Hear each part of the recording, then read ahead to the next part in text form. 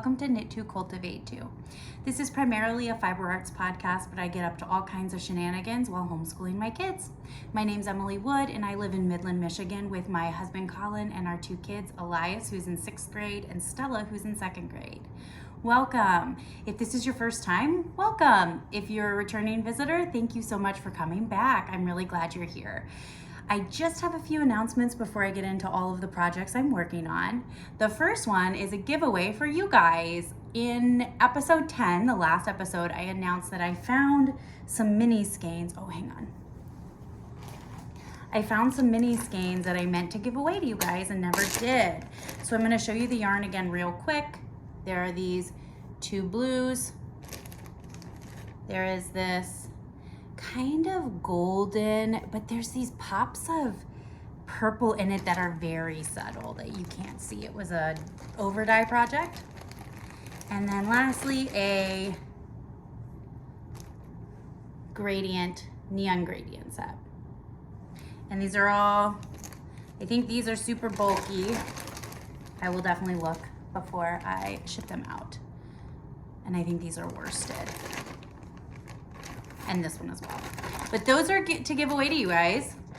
Then I have some other giveaways I want to show you. I am sending, as of now, I know of 2 podcasts that I'm shipping some giveaway yarn to. Liz, the Black Knitter, and then Kristen and Maddie at We Share Needles.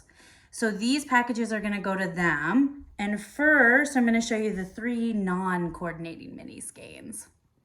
So this one I dyed up a while back, and it was not what I anticipated. We're gonna talk more about this yarn because I made something out of it. But this is one of the giveaways. I need to look at what weight this is. I will go look in the episode because I just can't remember. But this is the only one I don't know. The rest of the giveaway yarn is Knit Picks Felici worsted. In hindsight, I realized that most people don't want minis in worsted. They would rather have fingering weight, and I'm going to keep that in mind in the future.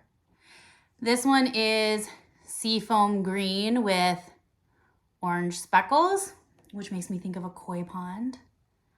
This one was powder pink and then dip dyed kind of gradient kingfisher blue, and in the pink and kind of going into the kingfisher blue are some navy speckles.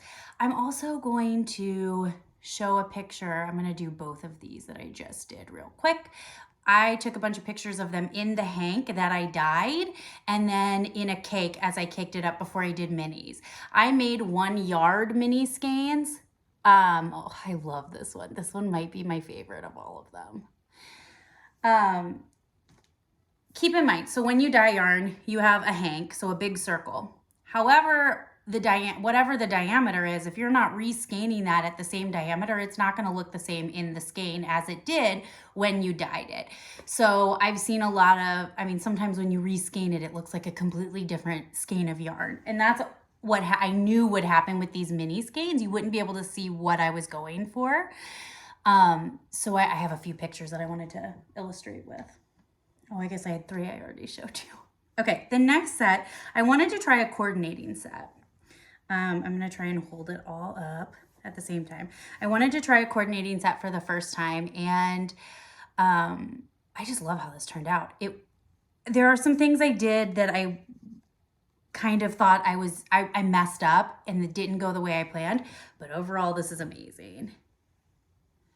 So I have a navy speckle, which moves into a teal with navy speckles.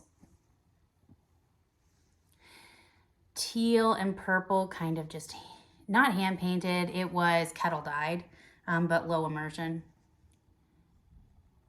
Mauve with speckles, and then a cream with speckles. And I just love them so much. Okay, so those are going to We Share Needles and the Black Knitter. I'm going to link both of those below so you can find their channels as well. Go find them and get rewarded for finding them. I love being able to promote other podcasts that I respect and admire. Okay, and let's see.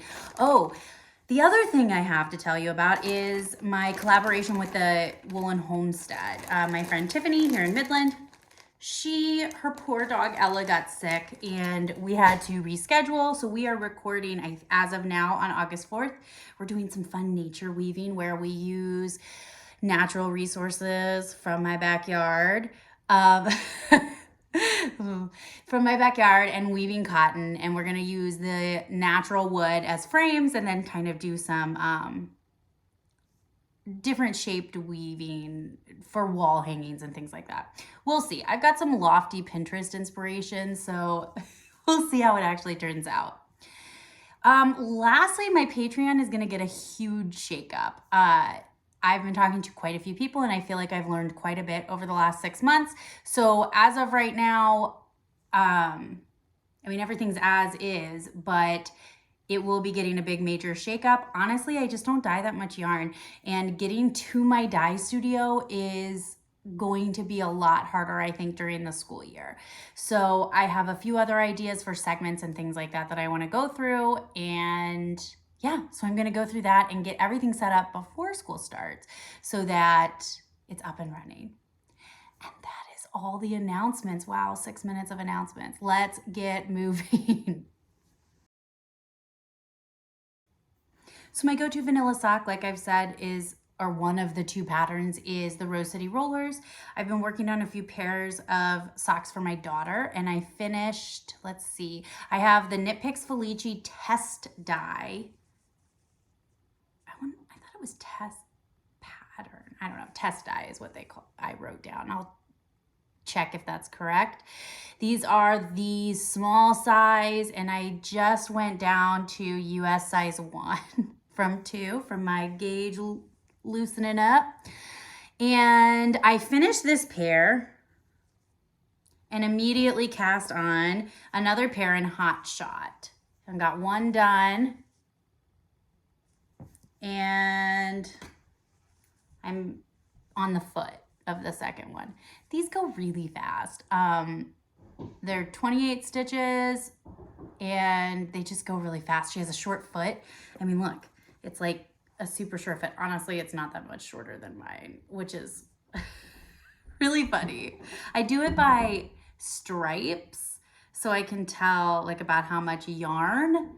The stripes are thicker on hers because they're a little bit more narrow in the diameter around, but around the foot. Sorry, that didn't make sense. Anyway, but still pretty close because I only knit one size up for myself. And the foot length is both 5 stripes. So I don't know, they're not much smaller than mine.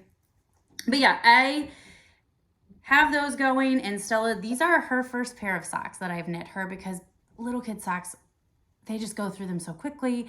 Their feet change so rapidly. These will fit her for a little while, which will be good. And I'm only going to make her like 7 pairs max, right? Like we don't need a ton. We don't need to have a collection at that age because their feet just change so quickly.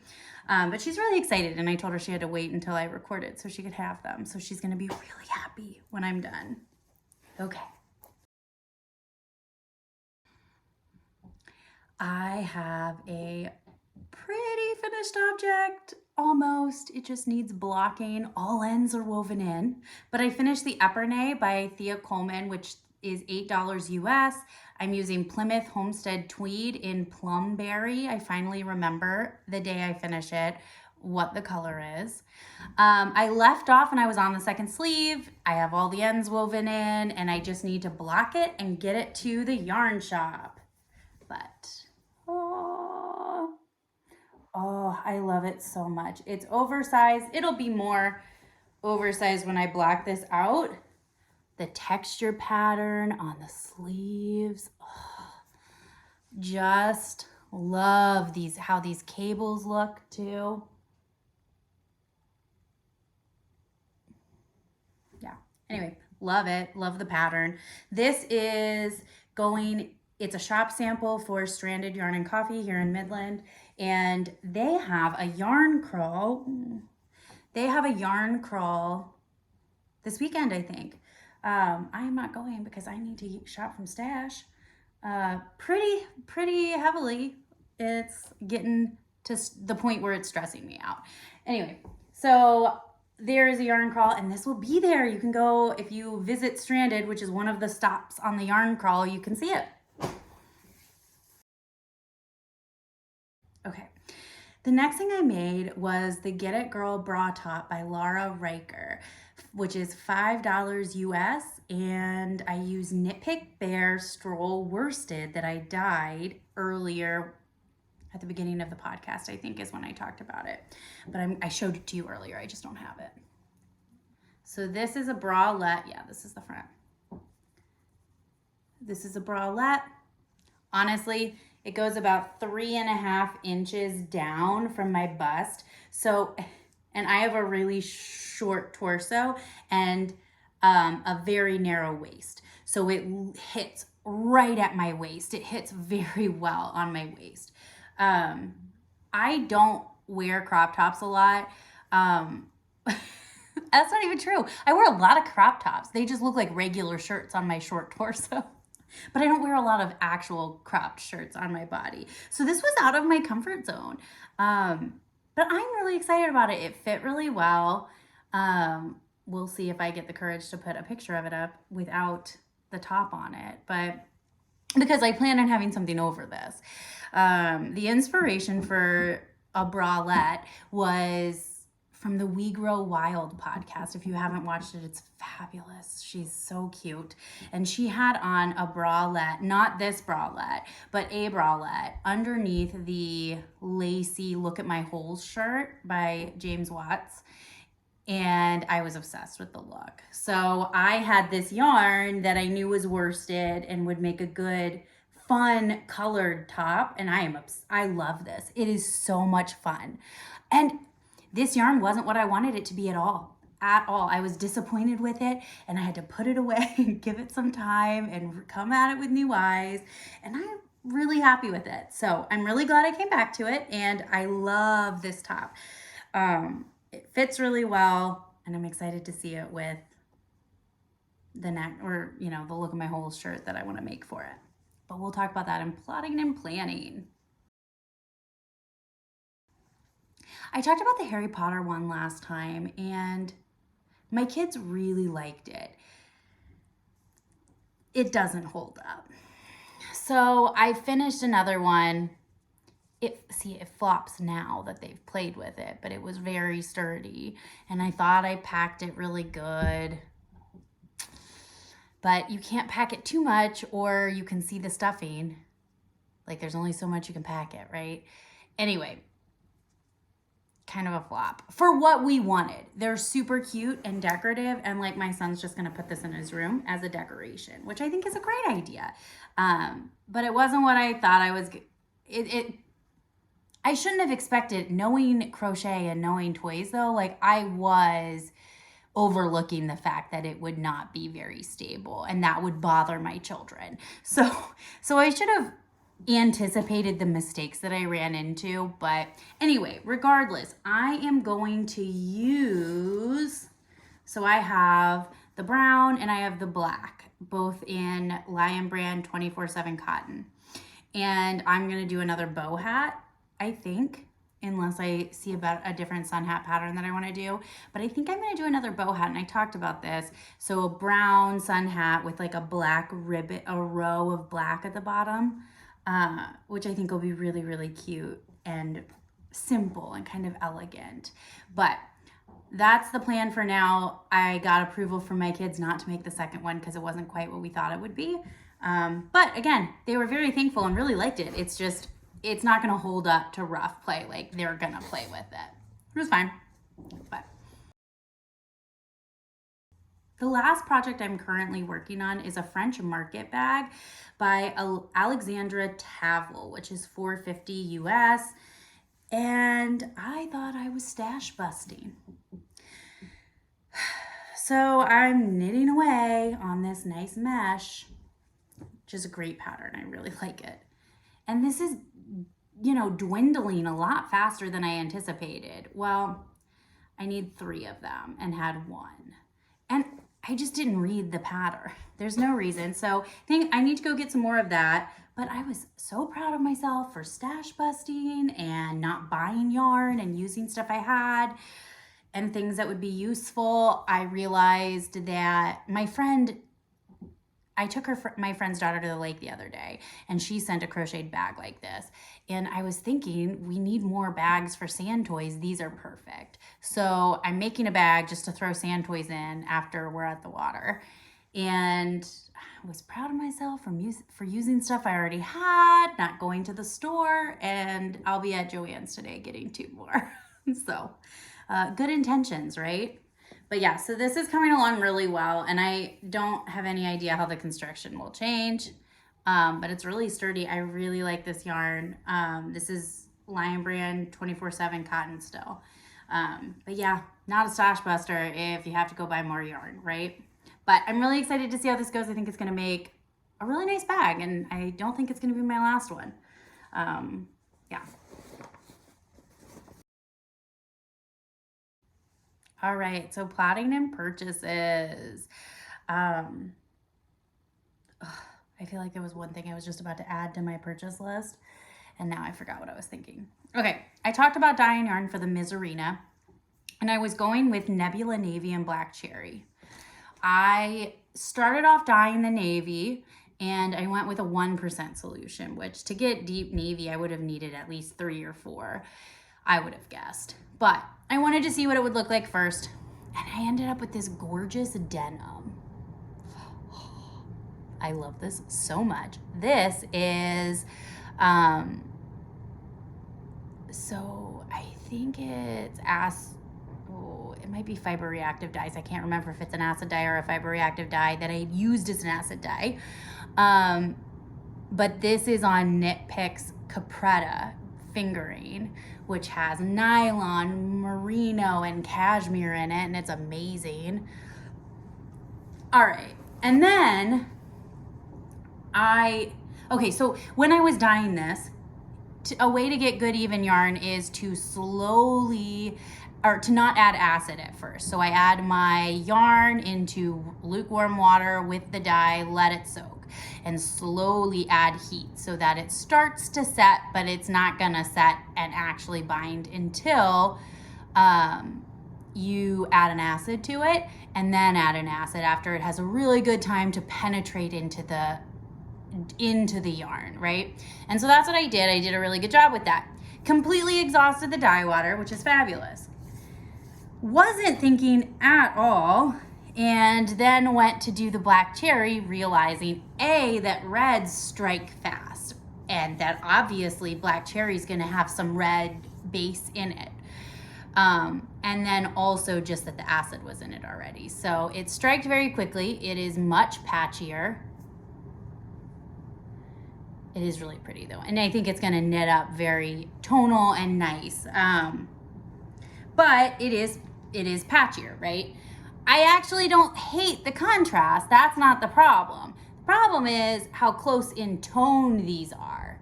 So I anticipated this to be much lighter and this to be much darker, but I loved this blue and wanted to stop. So I'm gonna show you the pictures I have. There is a project page.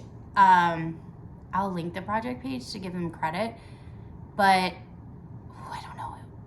Maybe that's not appropriate. I'm not sure. But anyway, this was on a project page that somebody posted on Ravelry, and it's pretty similar colors. I want to hold them up at the same time. Pretty similar colors. I'm hoping to get like the same effect. And then I'm going to show you the pictures of them together, and then the grayscale picture. A really good way to tell if you're gonna get enough contrast in your yarns when you're doing color work is to take a photo of the yarns next to each other with a black and white filter. Then you will be able to see if the depth of shade and the tone is contrasting enough, because that's very hard to see with the naked eye. There is not much contrast. So there's not much contrast. But I'm gonna knit a swatch up and we'll see. So yeah. I'm just not thrilled about this. And I guess I just don't know what I want to do yet. Because okay, so what I could do is I have tons of this bare yarn. Like I could just dye up another color for the contrast color because I love the two main color. So then I could just use this for socks. Like it's not like it would go to waste. Or I could add some navy speckles or something and glaze it. I don't know. I could do whatever I want with it. And I could do something that has more of a contrast, like maybe a pale pink or I don't know, something else.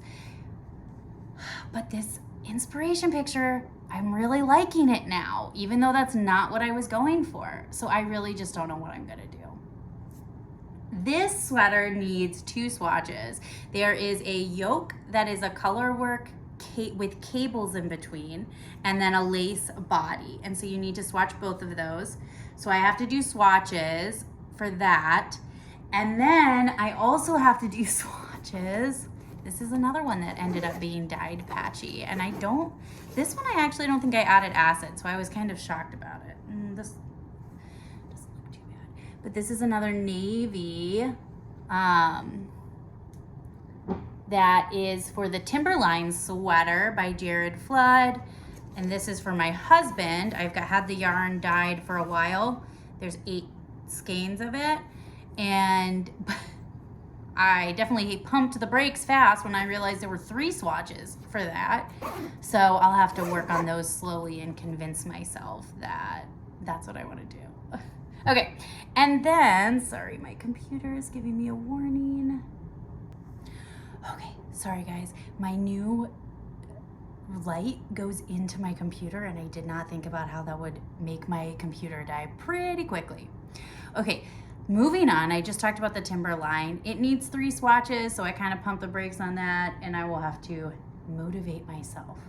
But what I did in the meantime was look to see if I had anything possible that would work for a Look at My Holes by James Watts. And I think, yeah, sorry, I wrote a different name down and it's a little more vulgar than the actual title name of Look at My Holes. Anyway, I'm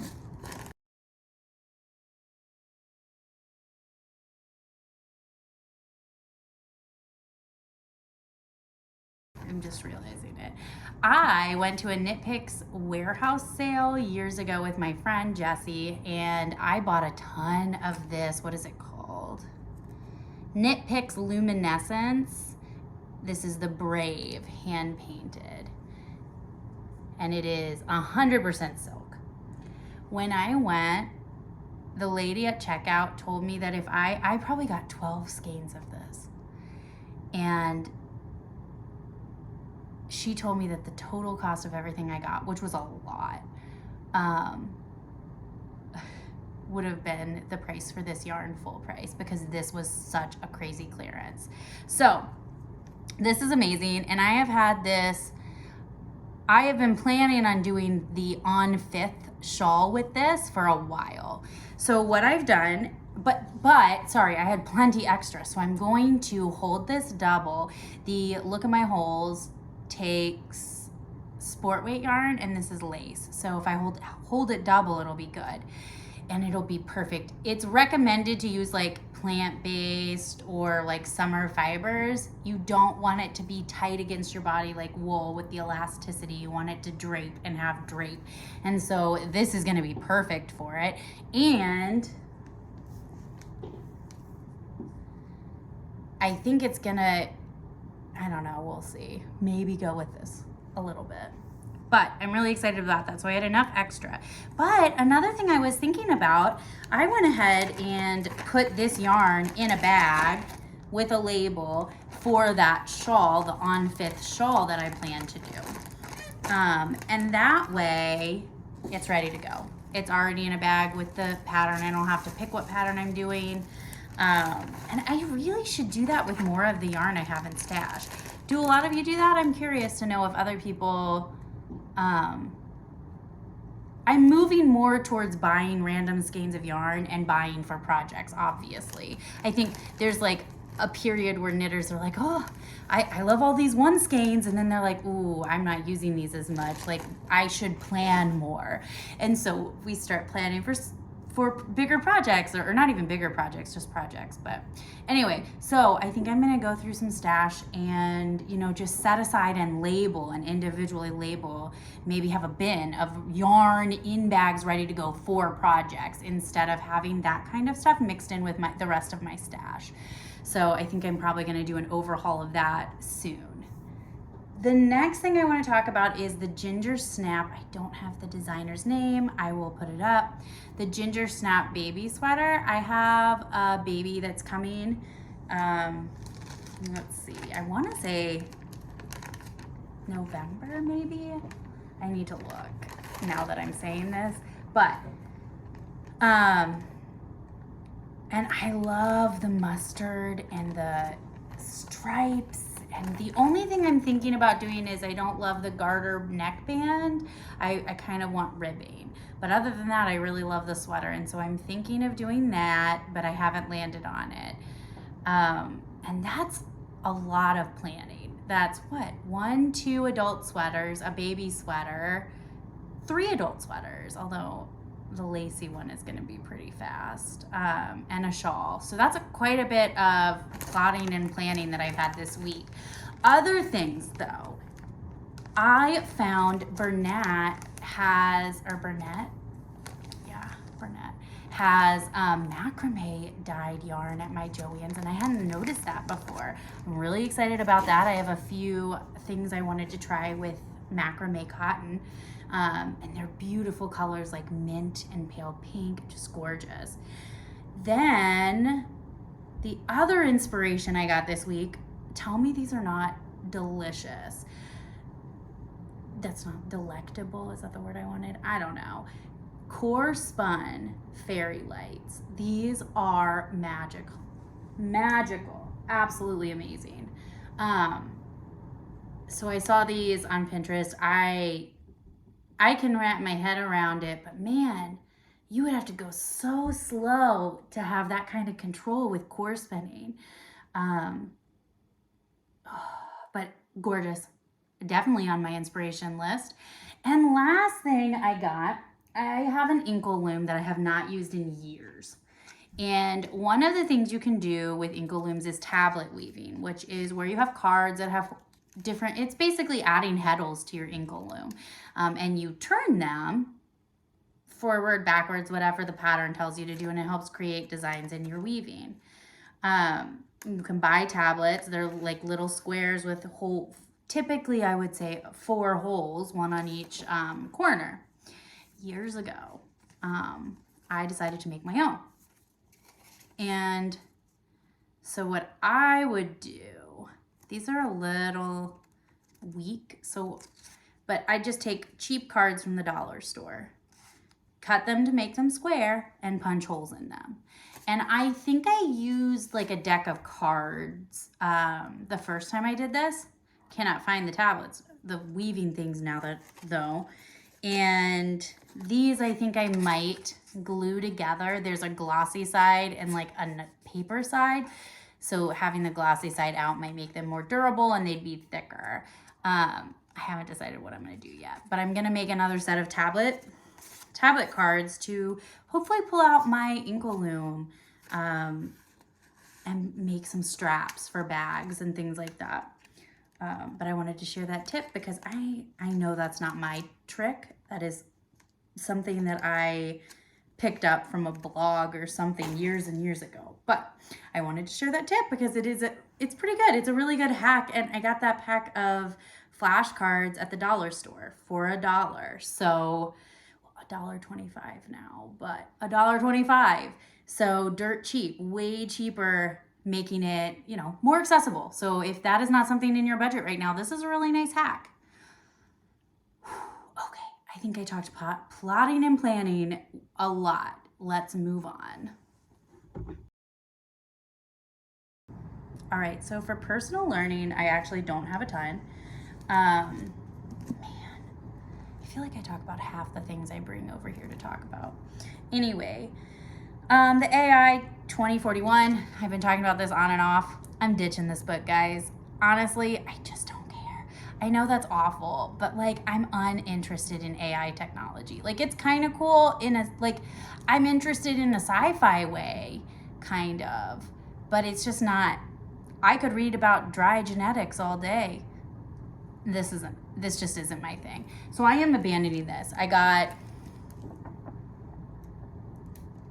don't even know if I got 100 pages in, which is usually my rule of thumb. But I'm ditching it. However, I read other books that were good. The Family Chow. This is great. It was good. It was not, I didn't dislike it. I wouldn't say I was drawn into it, but it was a good story, family dynamics, immigrant family. There was one quote in particular that I thought was just fabulous. And the quote was, "Why am I required to speak a language that can express only a shadow of my intelligence?" And man, is that powerful. It took me down some thought rabbit holes with the immigrant experience, which I obviously have no personal experience with. I did, however, live and work in Buckeye Village, which is family housing for the Ohio State University. And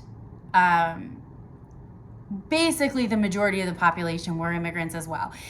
Or were immigrants, not as well. Like I said, not an immigrant. Most of them were. And I learned so much. It allowed me to get much more of a global worldview than my small town upbringing in West Virginia did. And so many issues that I never thought about with the immigrant life and the struggle. One of those things is accent bias. And I think I've mentioned accent bias before when I was reading a different book. But that is something that very much was something that I did for a long time, that had that bias and realized. So think about how you talk to people when you hear them and they don't clearly speak the language. I absolutely start talking to them more like they're a child that doesn't understand. And that's demeaning. I think that's a very important point, and it's something that we should all be thinking about. It is something that I had a bias with, and I think that it's important it's absolutely important to identify our own biases. In fact, what was I reading? Raising Critical Thinkers by Julie Bogart. I started it. Did I talk about it last week? I might have. I'm getting a real copy of it to take notes because it was just too good. I could not do the audio copy because I was not fast enough in the notes and I couldn't highlight. So I'm getting the regular copy of it to read. But she was talking about, in like the first chapter, it's more important to unlearn your biases and all of your stuff than it is to go and deal with other people. Absolutely. Look inward, look at yourself, unlearn your biases. I wouldn't reread this book. It's not really a book I feel like you would pick up and reread. I think it was really good. It was an interesting story. And I think that it really spoke to complicated family relationships. The last book I'm reading is Half Sick of Shadows by Laura Sebastian. And this is a female, let me see how they worded it. It says, the story of Camelot is hers. But it's a bold feminist reimagining of the Arthurian myth from the New York Times best-selling author of Ash Princess, which I haven't read. So far, good. It's just like an additional character. It's not like she's King Arthur. Like, King Arthur's in there. It's just a different character. Okay. I totally read this, didn't I? No, I totally just wrote it down to read. I am having massive deja vu where I feel like I talked about all this stuff already. Whew. Okay, so the first thing I want to read to you is from the beginning of this chapter 2. It says, there's a peace at the loom in the steady rhythm of my fingers dancing over the silk strands like a musician with a lyre. A liar. Yeah, a liar. Is that right? Yeah, liar. I should ask my musician husband. Peace in the threads, weaving in and out, in the future revealing itself to me stitch by stitch, possibility by possibility. Such small movements repeated again and again and again, each one small and meaningless on its own. But when the tapestry begins to take shape and tell its story, the infinitesimal becomes infinite. Okay, so she's a seer and she scries by weaving with a loom. If that's not enough to get you to run to get this book, I don't have anything else for you. It's so good. The imagery is fabulous. But anyway, I'm 150 pages in. It's about 800 pages, I think. 850. Oh, that's just in Kindle. It's like 430 in this. JK, guys. But yeah, it's a really good book. It's so far really, really good. I'm really enjoying it. But other than that, I don't think I have a ton. Most of my personal learning stuff was ADHD stuff this week, or HS stuff that I've been thinking about and kind of dealing with my the dermatologist I'm finally getting into. Yeah. Hey friends, I went ahead and cut the homeschool life section out of this episode.